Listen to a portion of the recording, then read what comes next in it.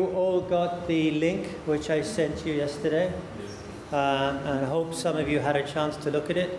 It's not directly relevant to the discussion today. It's more relevant for the lecture which I will give tomorrow and perhaps touch upon later today after the discussion.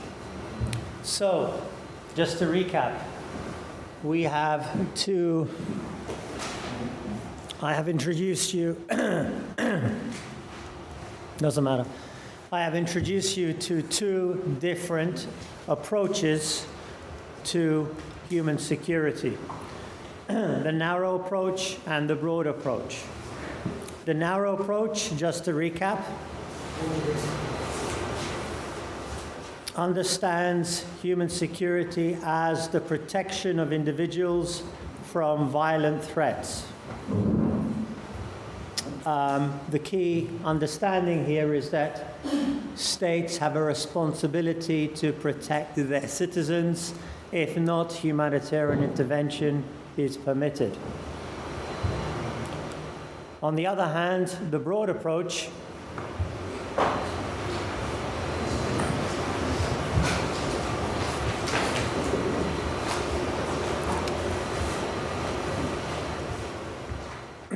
argues that instead of conceiving of freedom as freedom from violent threats, freedom should be conceived as the ability to do something. Human security is viewed as encompassing the vital core of all human lives, and the objective of human security is to protect this vital core in ways that enhance human freedoms and human fulfillment. However, protection alone is not enough. It cannot combat human insecurity. Human security needs to empower people to see the choices which are available to them, because it's only through the exercise of the choices which you have available to you that you can realize freedom. Human security, therefore, involves protecting and empowering individuals. Now, the question for discussion is, which approach to human security do you find more convincing? More convincing means you have to choose one of these approaches. You can't say both the narrow and the broad approach. If you do say both the narrow and the broad approach, what is your answer? Logically, what is your answer if you say both broad and narrow? What would your answer be?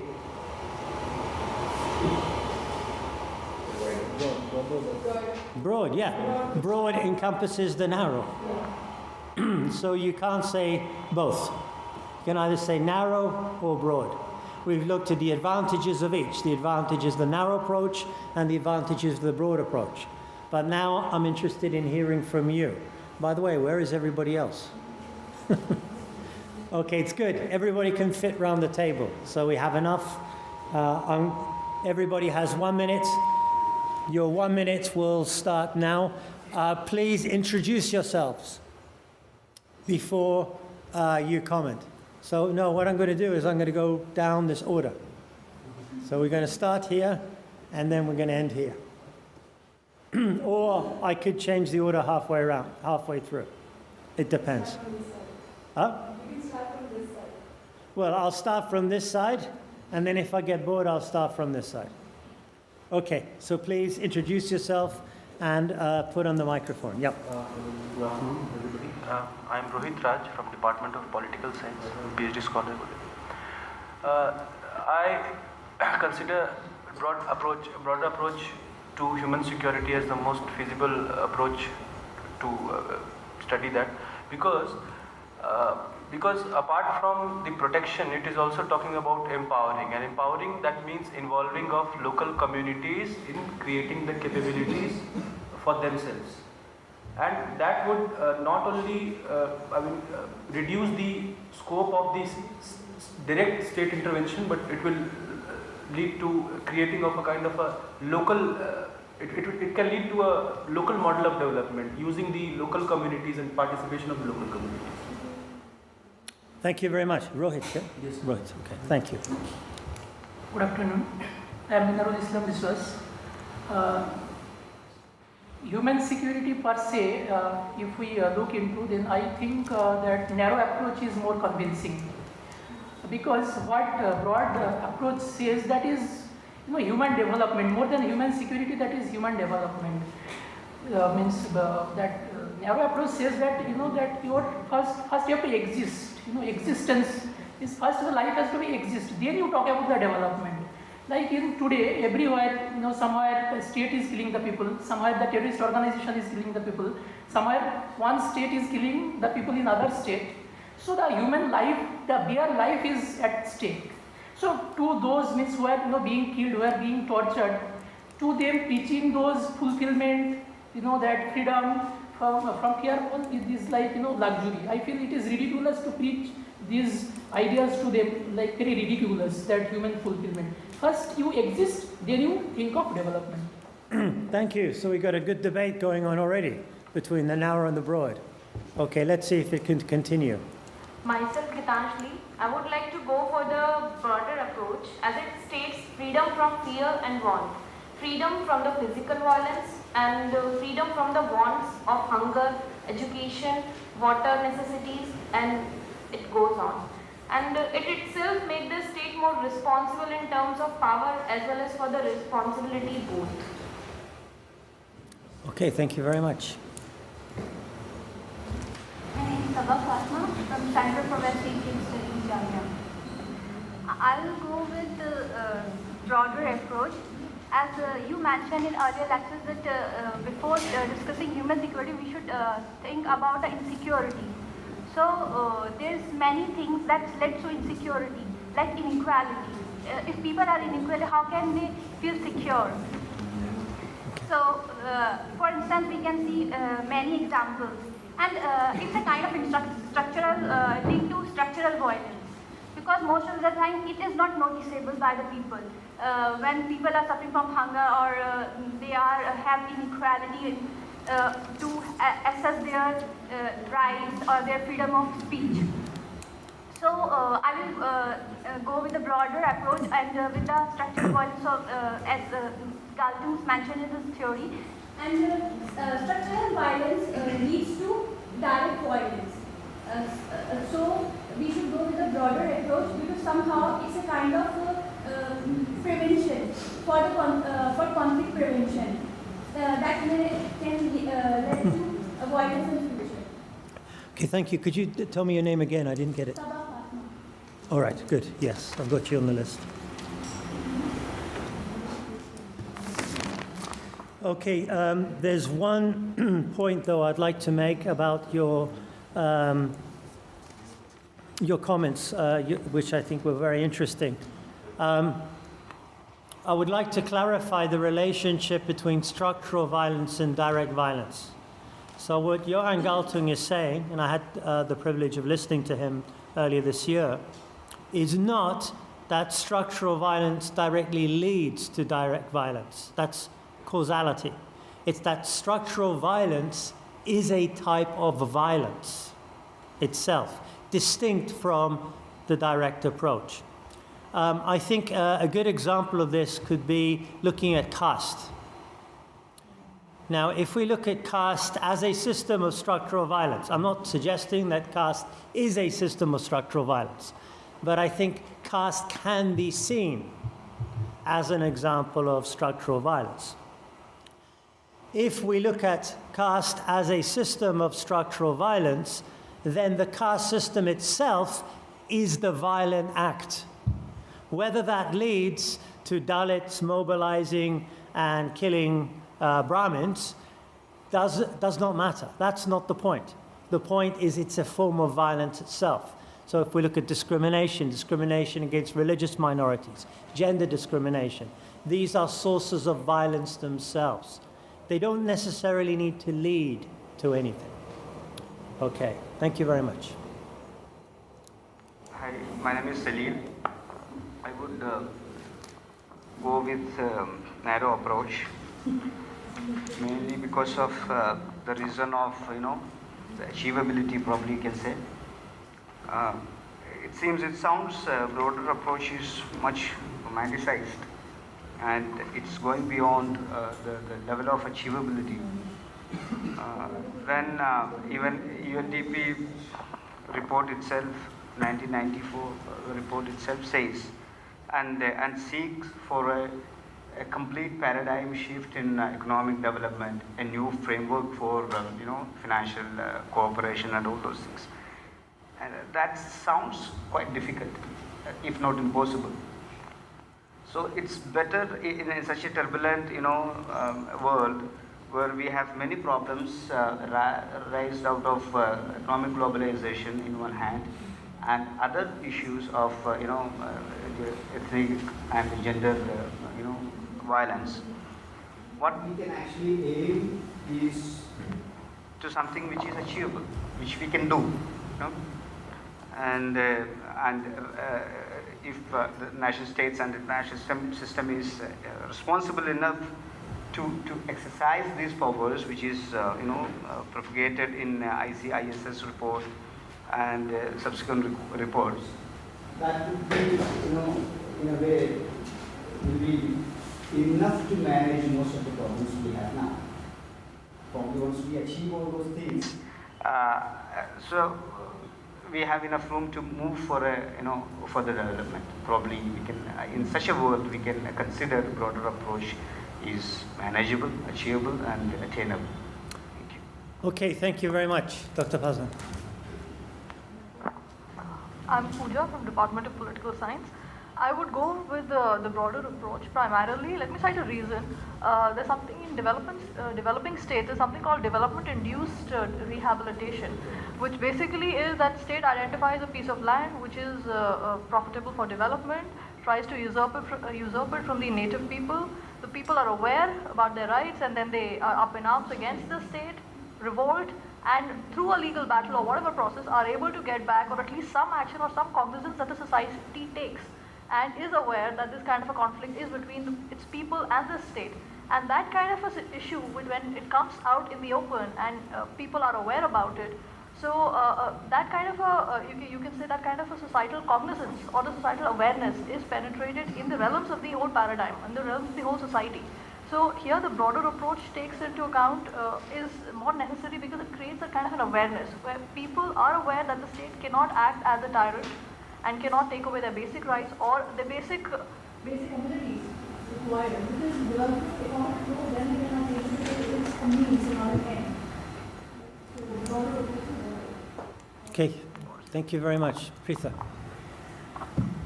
Hello, I'm Preetha Mahanti from Presidency University.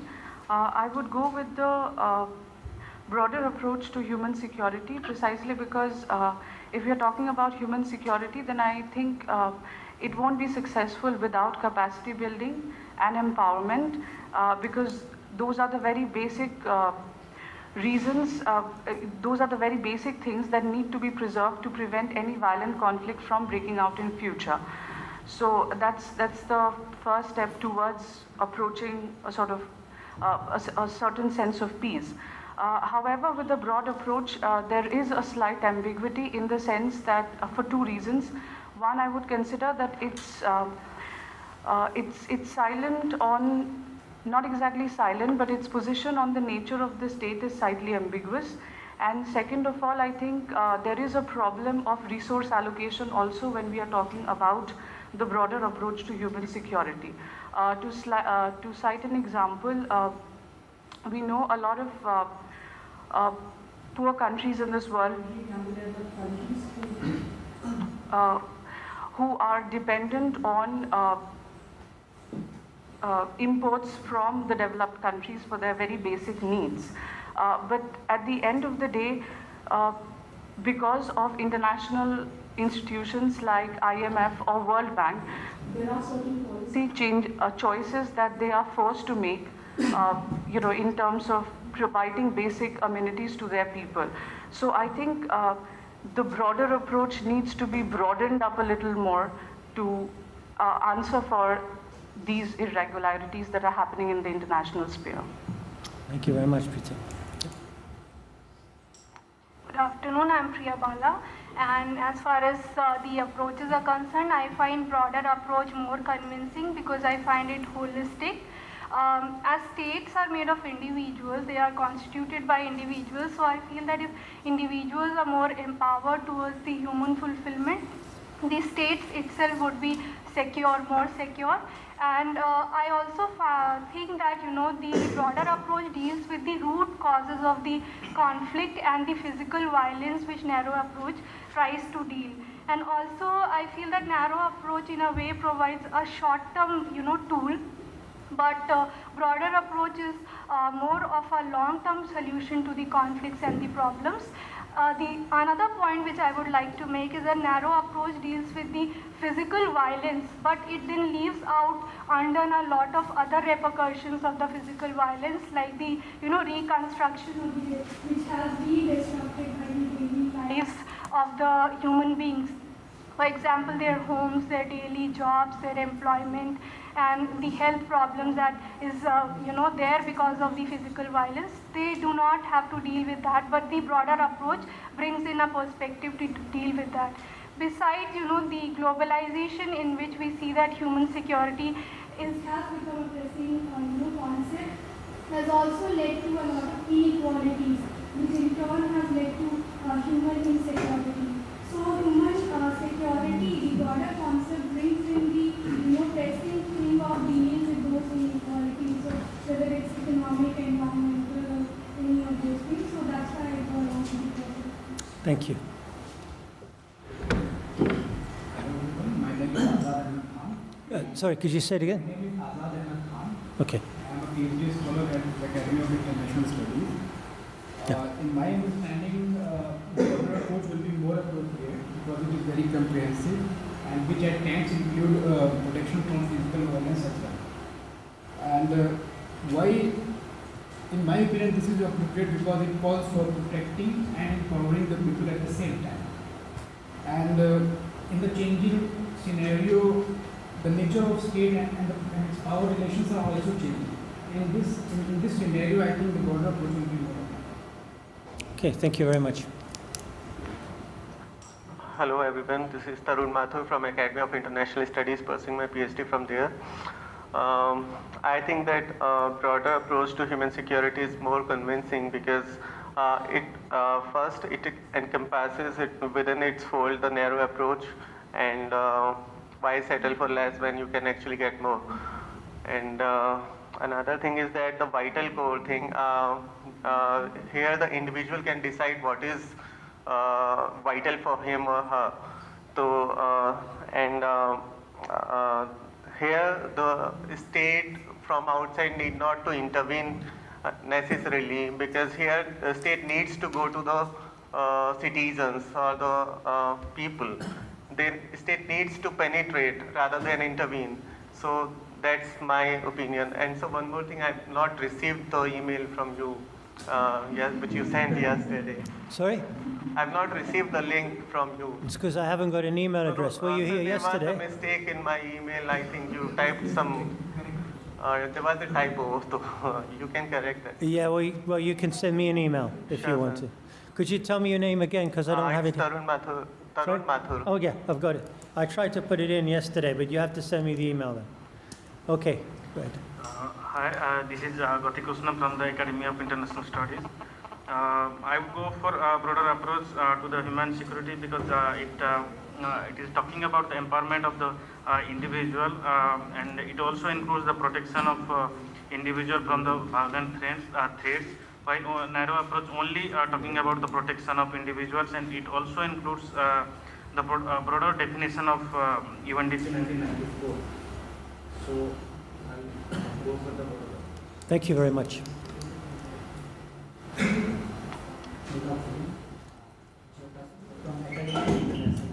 Sorry, I can't hear. Could you speak louder? Who are you?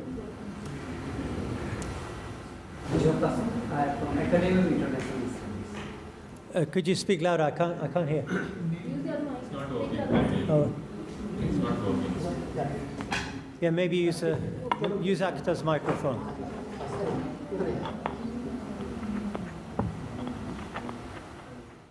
Giorgio Yeah, from okay. Academy of International Studies. I would like to go with the broad approach, because this broad approach not only include freedom from fear, but also freedom from want, and expand all types of threats endanger the human life, and combine human security with political and economic agendas such as environmental issues, ecological problem, and issue of underdevelopment and human freedoms. And this approach encourages us to take more comprehensive measures and gives an equal priority to many types of threats. I find one of a good example regarding this broad approach. In South Asia, Nepal, which is the youngest constitution, under new constitution they have provision that the polluter, victim of the environmental pollution or degradation can have fundamental rights to claim compensation from the polluter. So it's how they can combat threats related to environment and climate change. Thank you, John. Hi everyone, my name is Shamim. I'm Academy of International Sorry, Studies. could you say your name again? Sure. Hi everyone, my name is Shamim. I'm student of Academy of International Studies. I'm PhD scholar there. I find broader approach is more convincing than narrow approach because I find it is talk about development of human, about it protecting and empowering individual. So I find it more convincing than narrow. Okay, thank you. Akhtar. My name is Akhtar Hussain and from the Political Science Department of JMI-MHRD-GIAN. Speak louder, Akhtar, we can't hear you. Oh. My name is Akhtar Hussain and I'm from the Department of Political Science in JMI-MHRD-GIAN only. So I find this broader approach more accommodative than the narrower one, because what I came to understand that human security can have many forms. It can be human security does have intangible elements and human security does have tangible elements. So maybe tangible elements state can look into. State can look into and come to like defense of the human beings. But intangible elements which are like undermanned happening with the people, but state is not able to apparently look into. So that's why how I can say that this narrower approach which makes us to go for what we call it capacity development of the people, and capacity development will be taking care of these intangible elements of human security as well. So am I clear what I'm saying? So your argument is the broad approach or the narrow approach? My argument is that human security can't be like all we can see apparent, externally, so that state will come to protect us. Right. It has some intangible elements which state can't take care of. So we have to go for capacity development of the people first, empowerment of the people. So that to some extent they will take care of that part which is intangible. Okay. Am I getting? Yeah. So you're getting me? Yeah. So so then your conclusion is the broad approach, yes? Yeah, definitely broad approach. Because earlier you said narrow approach, but broad approach. Yes, sir. This is about tangible men. So that's it. So we have like harassments and exploitations which state at most is not able to look into. Thanks. Yeah, good. I just wanted to clarify, when I use capacity building for responsibility to protect, this is capacity building for the state so that they can protect the people under their control from external threats. This would be the narrow approach. But if we look at capacity building within the broader approach, this is like empowerment. So I think capacity building, capability approach, empowerment is part of the broad approach. Thank you. Hello sir, I am Ajulka Saxena from the Department of Political Science. I am pursuing PhD over there. So I find out that the broader approach is more convincing because it is all about freedom from want, freedom from fear, and freedom to take actions and decisions on one's behalf. So actually it goes beyond the civil and political rights. And it takes into account that freedom from want, freedom from fear, all these kind of human security is concerned with the human development. And the human development focuses on removing the restrictions and constraints from one's path to enjoy one's life and to meet the necessities and to fulfill the necessities of individual. So according to which there is a threat to human survival, safety and dignity, and I want to quote the 7 areas or various threats by UNDP report in 1994 that political, community, environmental, food, economic, and these kind of personal and health. These are the threats which are comprised into the broader approach. And one more thing that I'm a little bit confused with that, and I want to get it withered away by you, because if I am going along with that broader approach, I just find out then when a state is not powerful enough to, wither away the threats from individuals, then some other countries, Western countries, become very powerful and they invade to the southern countries, the southern states, on the name of that they are making the people there empowered and independent. So, sir, I'm a little bit confused with that if I go along with this. Yeah, maybe I can clarify this. When we looked at the broad approach yesterday, when we looked at the history of human security yesterday, we looked at the UN General Assembly resolution in September 2012, which was adopted in favor of human security. Now, in that resolution, it made it categorically clear that human security does not entail the use of force. So advocates of the broad approach to human security, which arguably was endorsed in the General Assembly resolution, would not be in favor of the use of force.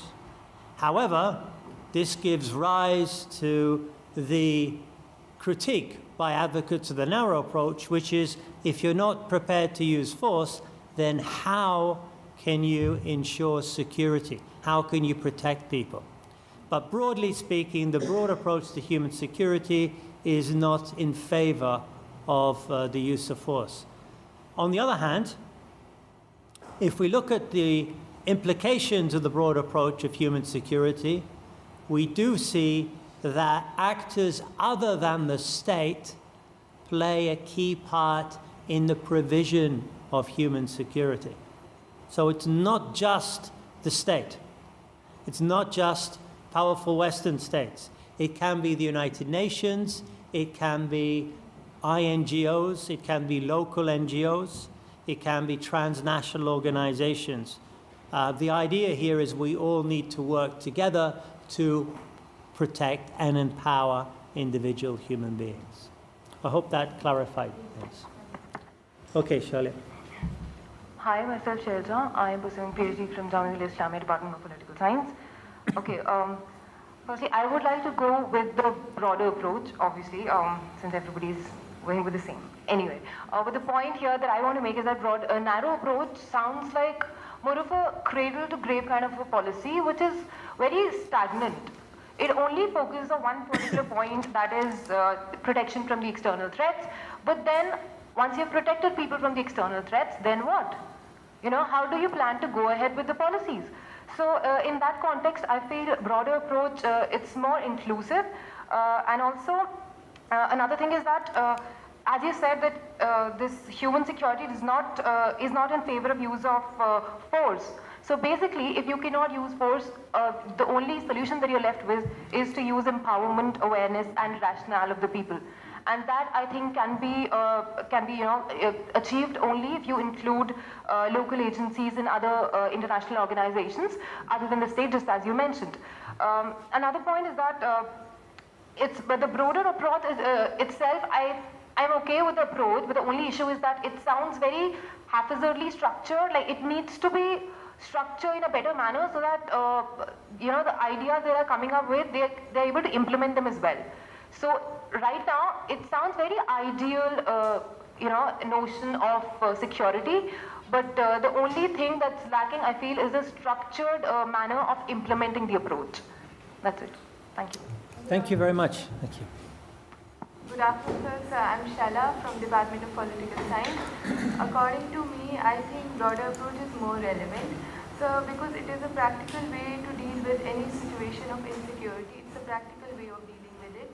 Because when we look at a broader approach, it includes total well-being of a human being or individual. So it takes into consideration security, stability, and sustainability, which is essential for the development. So, whereas if you look at the narrow concept, it's confined to violence, which includes a smaller aspect of human security within. So, I like to go with the broader concept because I think it's a more practical way of dealing. Thank you very much. Moin.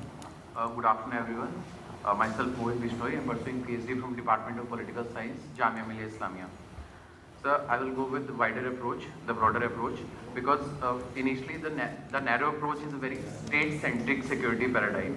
So when we are talking about human security, we should look into the concept of the human security itself. And in the 1994 report, in the 50th year of United Nations, in its introduction, it says that now in today's context, the nuclear war is out of the context, where people with institutions like United Nations is there, a nuclear war cannot happen. So the next thing is we have to concentrate on the development of the nations, the human development. We have to concentrate on the development of humanity. For this, and now the concept, after that the Millennium Development Goals, the United Nations gave the Millennium Development Goals, and now we are shifting towards the Sustainable Development Goals, the Agenda 2030. And the 3 points, the 16 goals and 169 targets, it's all for the human security. The first 2 targets, as I just mentioned, 4 targets. The first, the 4 goals. The first goal of zero hunger and second goal of zero poverty, and how it relates to the security and the power. How it involves the state and the institution include the last 2 goals. The second last goal, 16th goal says the peace and justice and empowering the institutions. The institutions like World Bank, the institutions like Food and FAO, the institutions like WHO and the UN itself. And the last goal means the partnership for all. So if we are talking about human security, the wider approach is more convincing because it is talking about the partnership of different institutions for empowering the people in the right manner so that they feel secured even after a violent threat. Even after violence take place, whether it is external for the state or the internal matter of the states, after dealing with that, the next point comes, what about the basic amenities of the citizens? What about the basic amenities of the humans staying there, whether they are refugees or illegal immigrants? But the human security includes the basic amenities. And for that, the first, even if interventions done by United Nations or NATO, the first thing they do is they establish a camp. And for why they are establishing a camp? So that they can provide basic health facilities to the children, to the women. And overall, I can conclude that in a nutshell that human security, if we are talking about human security, then wider approach is more convincing. Thank you. Okay, thank you very much. Mavish. Hello everybody, my name is Mavish and I'm doing my MPhil from Center of West Asian Studies. So my side is with broader approach, but most of the points I wanted to mention have already been covered, but I'd like to add a few things. Broader approach is more convincing because it primarily clears few of the fundamental things, fundamentally important things, which are security for whom, security of what values, security, sorry, I have written down, security from what threats, and security by what means. Could you go through them again? Security? Yeah, my point is that broader approach is more convincing to me because it clears few things which are primarily of more importance, that are security for whom, primarily the individual, security of what values, security from what threats, and security by what means. Okay, very good. Could you answer those questions? You want me to answer these questions? Okay, we'll go back. You made some very good points, but I think then you'll need to answer them. Yeah, I will. See, security for whom, primarily the individuals, security of what values, personal safety, well-being and individual freedom, security from what threats, direct and indirect violence, greater emphasis on indirect violence, especially economic and environmental factors, security by what means, promoting human development, basic needs, plus equity, sustainability, and greater democratization and participation at all levels of global security. Thank you very much. Thank you. Good evening, myself is Rakesh Kumar. Sorry, could you say me again? Rakesh Kumar. I am convincing through the broader approach because it's not talking about only to the capacity building, it's also empowering to the peoples, and it is even also covering 4 generations of the human rights, like the right to clean environments in the broader approach, and in also some kind of the even states are reforming themselves. There is some kind of relationship changing between the states and citizenship. In a state, sometimes they treating like the citizens as a clients. Then that means that citizens have more powerful in the reforming states. So this types of the in broader approach human security, they covering the more fruitful steps. Thank you, Rajesh. Hello everybody, myself is Mutilation. I am from the Department of Political Science, JMI-MHRD-GIAN. Sir, I will I am quite sure about the narrow approach because to my mind, actually it is this narrow approach is a base and the broad approach is a superstructure. Until there will not be the security, we can't think about the other things. If we take the example of today's what is happening in Aleppo, so people are being killed there. It is the security of everybody is at stake there. The life is at stake.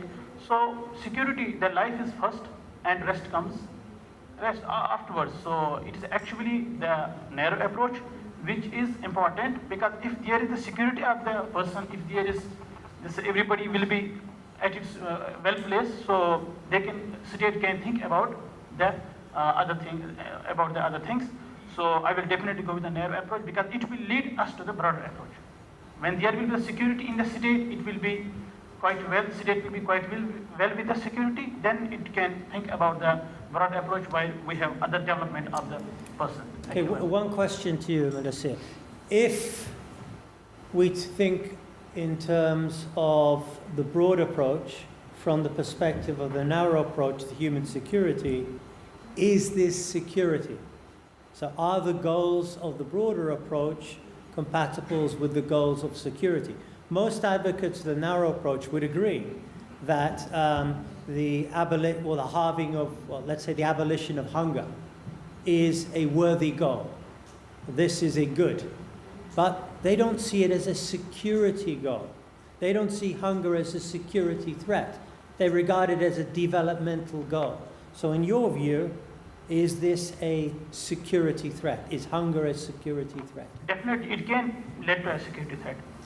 Definitely, it can. But it's not as important as protection from violent threats.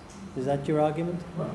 It's not as important as protection from violent threats. Protection from hunger is not as important as protection from violent threats. It will be differently at the second place. First, there will be the security of my life, then I will go for the food. When I will not be secure, there will not be security of my life, how can I think about the food, the other things, education, development, whatever it is there. Okay, so I need the protection of my life first. Right. Okay, thank you. Hi, my name is Rakib Hamid and I am from Department of Political Science, JMI-MHRD-GIAN. I will go with the broader approach because I think it's multidimensional and it covers, I think, all the dimensions concerning every individual human being. And as we have often seen that rise of violent threats which has been covered in the narrow approach are often embedded in the non-fulfillment of human freedoms and human fulfillments, like we have seen in Tamil Sinhalese conflict in Sri Lanka. And coming down to narrow approach, I think that narrow approach, because see, we got humanitarian intervention in narrow approach. So various developed nations, under the guise of humanitarian intervention, try to impose their hegemony. Like Noam Chomsky has said that US is using humanitarian intervention as a means to impose its hegemony in the post-Cold War politics. So I'll go with this thing. And another thing is like we have seen the humanitarian intervention in Libya, and what happened is like the most the state with the high standard of living in the African continent turned into a colonial state. So definitely I will go with the broader approach. Thank you. Thank you, Ricky. Good afternoon, everyone. I am Imrashad Ahmed. I am from MA Public Administration first year, JMI Islamia. I will go through broader approach because it covers vital codes, which is very important for human freedom and human fulfillment. Then I will go to Indian perspective. I will elaborate some examples. For example, it covers, broader approach covers all the fundamentals like food security, human economic security, community security, political security, and so on. Then if we look the Global Hunger Index ranking India ranked 97, poorer than Nepal, Bangladesh, Sri Lanka. So India's broader approach will be very helpful for the India. Now I will go to the economic security. India produces 5 lakh engineers every year, but there is only 50,000 employment. Or 50 lakh engineers work in the call centers. This is very ridiculous. Then I will go to the community security.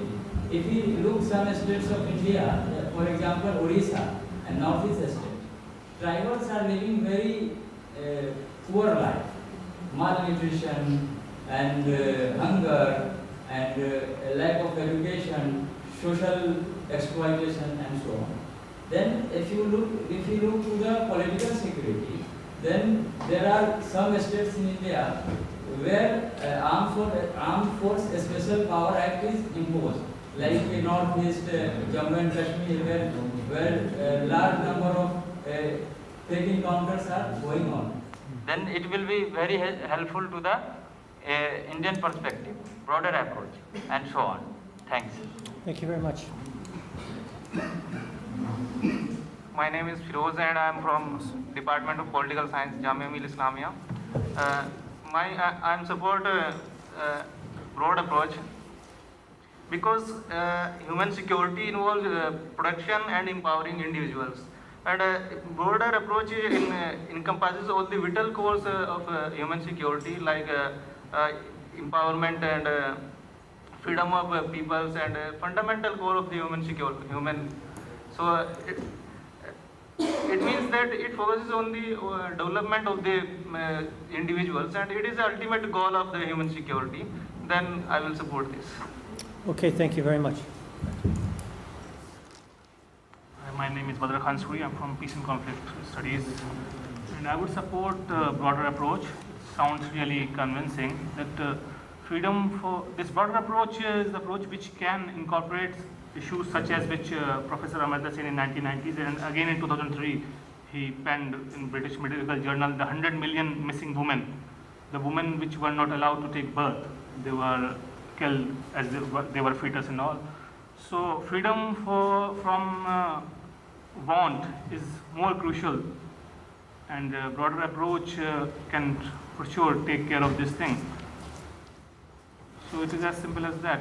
It sounds that it is very moralistic and unrealistic, and it is very, it is tough to conceptualize this approach, and it is for policymakers tough to prioritize, but because it goes from say physical security to ontological security. But yet the issues which we are facing could only be incorporated in broader approach. Okay. Okay, so we move to the periphery. So, yeah. So which approach to human security do you find more convincing, the narrow or the broad approach? If you could give me your name first. Yeah. My name is Giorgio Safari from Iran. I am doing PhD in English department at JMI-MHRD-GIAN. Actually, sorry for being late. No problem. I think, again, we should think about the freedom of want and freedom of fear. So, and which one is, in this era, which one is more useful for individuals? So, and I think freedom of fear is more important for individuals. So, because of that, I go for the narrow approach. But why do you think freedom from fear is more important than freedom from what? So, yeah, I said because this time we have, again, in the previous lecture, I discussed that the borders are now different from the previous. So we don't have such a borders. We can see that, for example, the other states, the great powers, they have borders with Iran, for example, with the Middle East, in Asia. We can see America has many bases in our land and seas. So they are our neighbors. So and because of that, because we can see that now the rule of the state is more important. So we need more, and what they want. Again, I said that what the great powers want, what kind of government they want to be ruled. So here, because of that, because there is a freedom of fear, there is a need of freedom of fear among the individuals that they want to be removed from that fears. So in their own state, that's why I think that the narrow approach is. Okay. Thank you. Sorry, yeah, if you could come near a microphone so we could hear you, maybe that's... Please tell me your name first. Myself Sijin, I'm from Mahatma University, Kerala. Sorry. I'm Sijin from Mahatma University, Kerala. Yeah. I definitely agree with the broader approach which brings importance to the human freedom, which is I consider which is an essential factor for the human existence. Okay, thank you.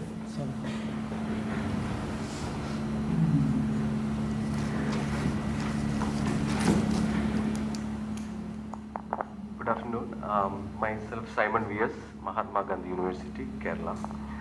I am supporting the broader approach because this approach we can go the extent which our daily lives. For an example, we can take it from this Delhi. Once I visited the Delhi 2 years before. The thing is that one policeman beaten the people, Rishawala, with a big rod. I feel very pathetic. Police is not, they're like animals. They're beaten the Rishawala.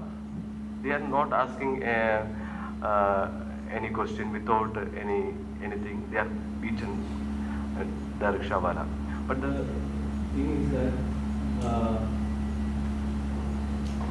is a human security threat of Rishawala. We can go through the broad approach. I think we can explain. We can explore this type of security problem of the people. The narrow approach is no. I not think that it is sufficient for our daily lives experiences. This is why a broader approach is really good. Okay, thank you, son. Have we heard from everybody? No, we haven't. Yeah. I'm heard from me. I'm a bit out of this discussion because I missed yesterday's lecture. Sorry? I missed yesterday's lecture, so okay. Out of this discussion. But from what I'm hearing from everyone, I think the broader approach is more inclusive and it talks about the basic rights of human beings. So I would go with that. Okay. Anything else you'd like to add on the broad approach? Nothing else now. Okay. Anybody else? Your camera crew? Yeah, that's it. So has everyone spoken? Okay, good. So we've had arguments in favor of the narrow approach and arguments in favor of the broader approach.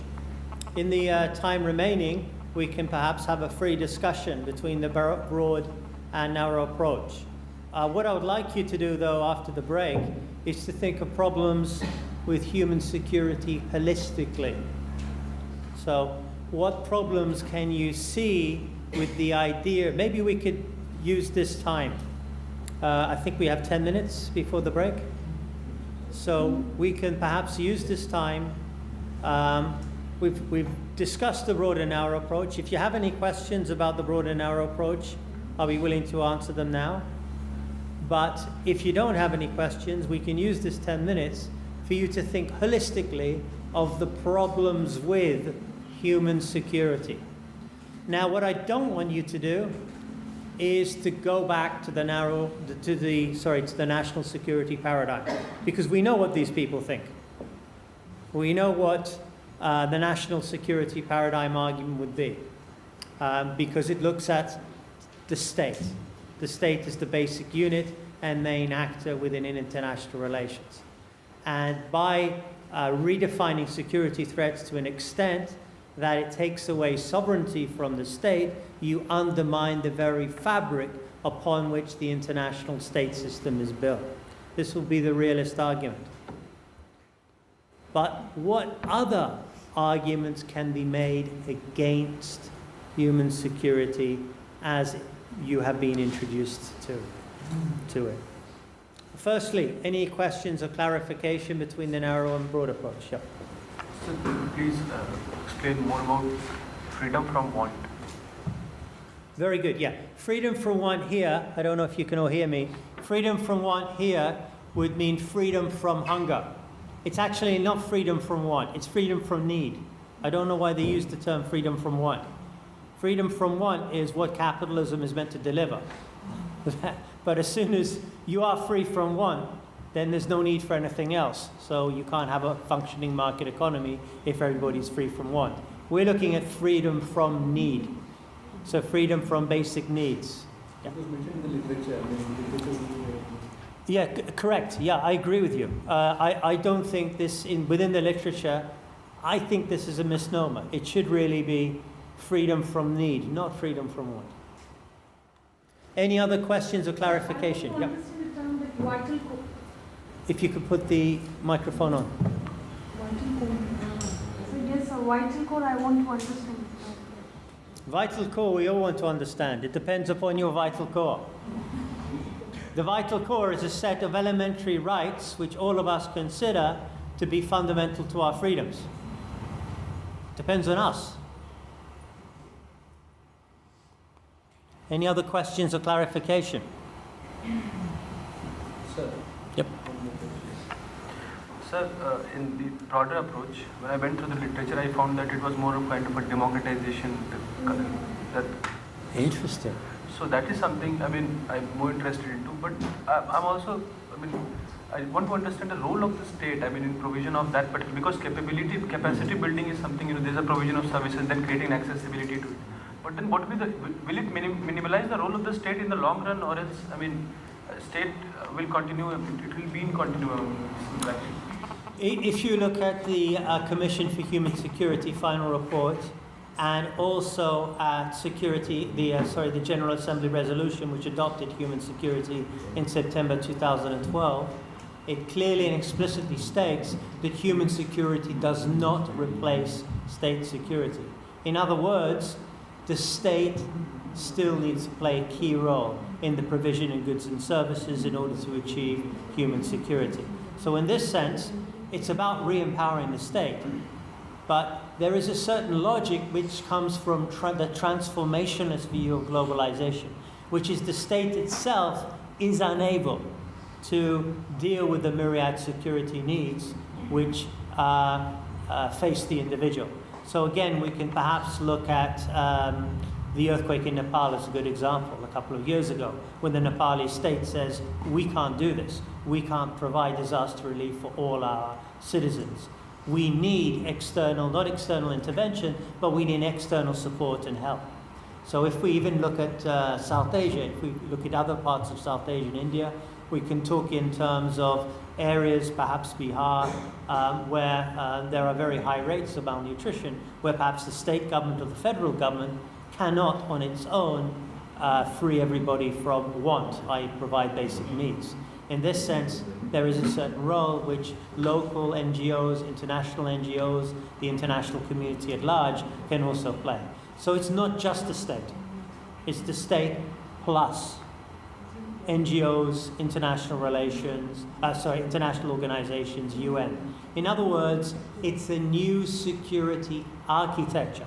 If we look at the broad approach of human security, it requires a new security architecture. The state is not enough. That's the problem. If we look at the broad approach of human security, we can't go back to the national security paradigm because the state can't fulfill this. Yep. So I want to know, this broader approach that you're saying, does it only say that you have to stay focused in the internal threats only and you have to completely forget about the external threats? Because that cannot be the case. You cannot completely let go of that area of external security. Okay, thank you for that question. I really now need to clarify a certain concept, which actually, to a lesser extent, I felt was prevalent in most of your comments, which is, once we look at human security holistically as a different paradigm, the borders between inside and outside change. So we can't talk in terms of external security. External threats are the national security paradigm. All we have are existential threats. Existential threats are threats to our existence. So the borders between inside and outside no longer exist if we are to take this holistically. In actual practice, I think you're right. In actual practice, there are still borders between states, and states still think of human security nationally. But there's nothing within the concept of human security itself, which means that we have to take the given framework of the international system for granted. We should be thinking globally. Human security is a holistic concept. It's meant to be a new security paradigm. So one thing I would like to get clear about. So can we treat that pornography is a threat to human security? Can we what? Pornography, sir. Pornography. So because in on and off in this country there are debates like whether judiciary should ban it, whether the legislature should ban it. It creates kind of violence first in minds, and then it apparently goes into the kind of physical violence on the ground. Well, of course, if we look at it from the perspective of gender security, or yes, I think you can say that. But it's all about the argument which you make. So if the argument is, you need to make a convincing argument for this. But yes, of course, because it promotes the objectification of not necessarily women, but of people in the other, of the other sex. So in this sense, of course, pornography can be seen as a threat to human security. Anything can be seen as a threat to human security. It depends on the argument which you make.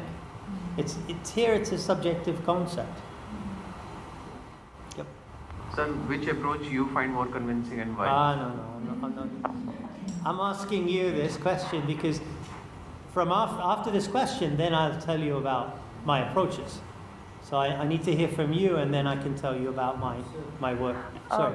So also under broader approach, when you say that you have to look at individuals and their vital needs, how does a broader approach aim to cater to these when every individual has different needs?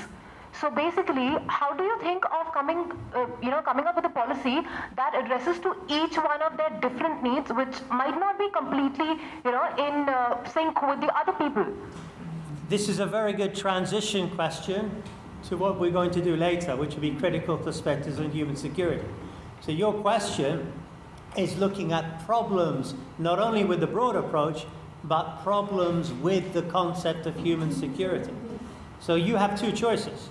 Your first choice is then to say, well, the narrow approach makes more sense, and I don't think that the broad approach makes sense. But if you still are sympathetic to the values of the broad approach, then you need to take a more critical perspective and I'll be introducing you to critical perspectives after the break. So what I'd like you to do is to think about problems with both approaches. So I've been asked my view in terms of which approach do I find most convincing. In my own view, and I've written about it, it's in the articles, I see them both as opposite sides of the same coin.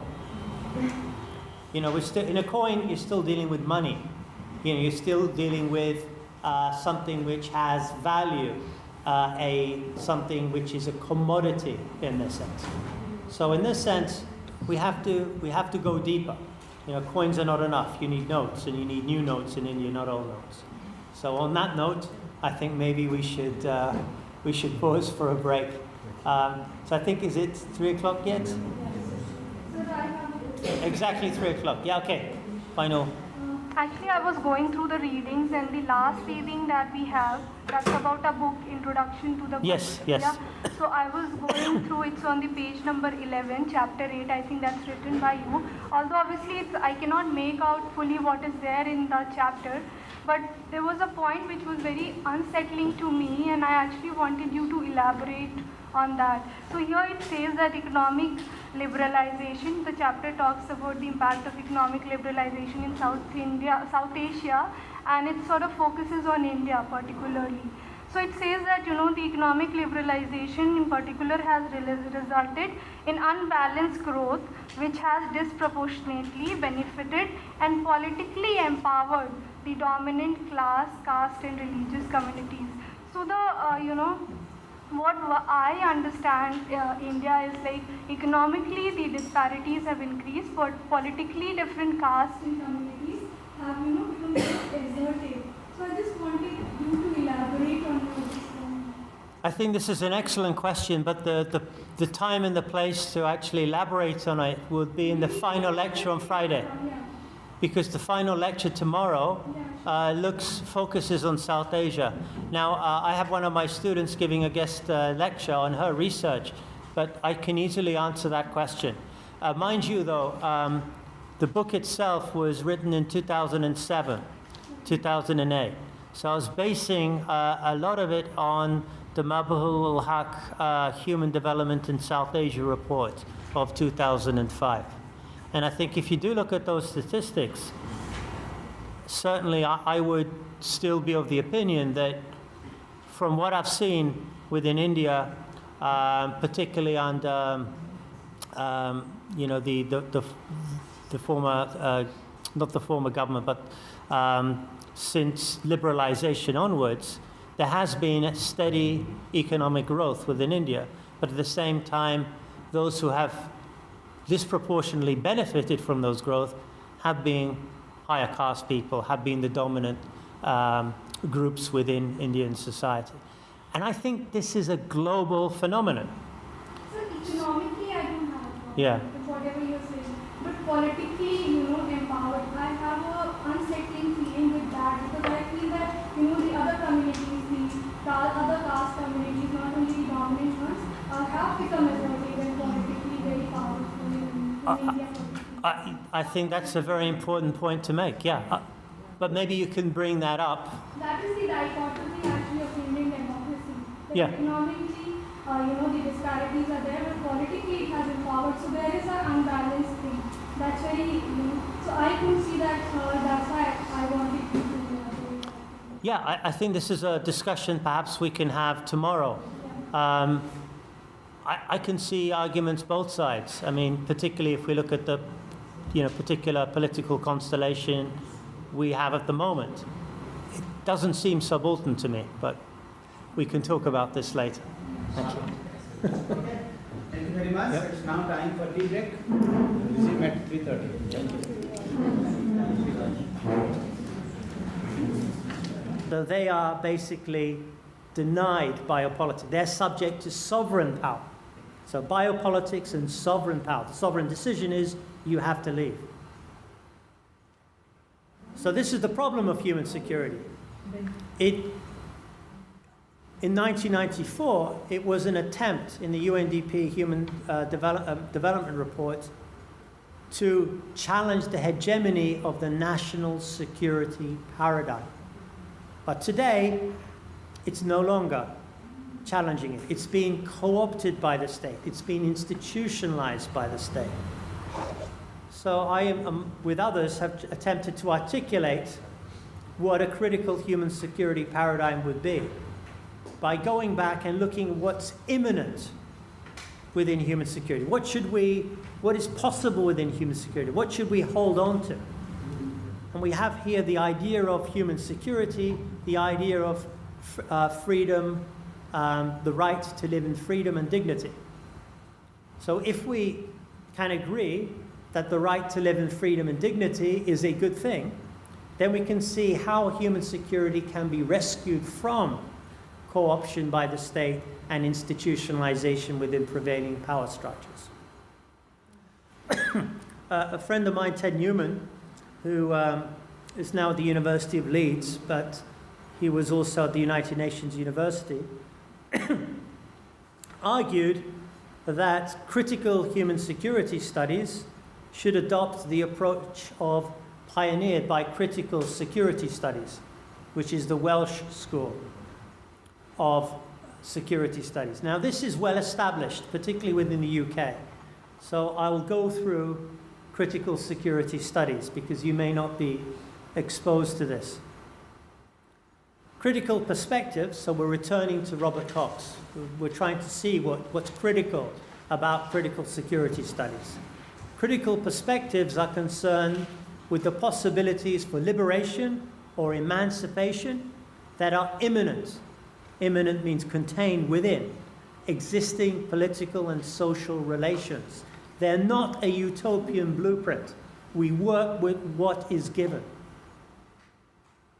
So in Booth's words, they engage in imminent critique, the rejection of utopian blueprints, of trying to create this wonderful new world out there, in favor of the discovery of latent potentials, what's contained inside, on which to build political and social progress, whatever you understand here by progress. The objective of critical security studies, in the words of Ken Booth, is the emancipation of individuals from structural oppression suffered on account of gender, class, or race.